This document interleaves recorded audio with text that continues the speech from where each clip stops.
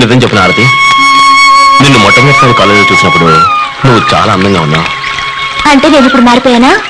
అలాగని కాదు, అప్పుడు చూడ్డానికి పల్లెటూరు పిల్లల అమాయకంగా ఉన్నావు.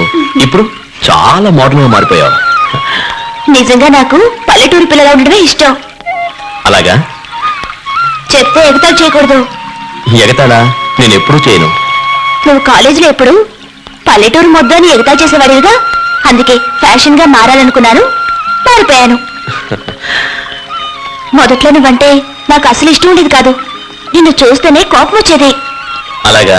మరి ఎప్పటి నుంచి నన్ను ఇష్టపడటం మొదలు పెట్టావు? చెప్పమంటావా?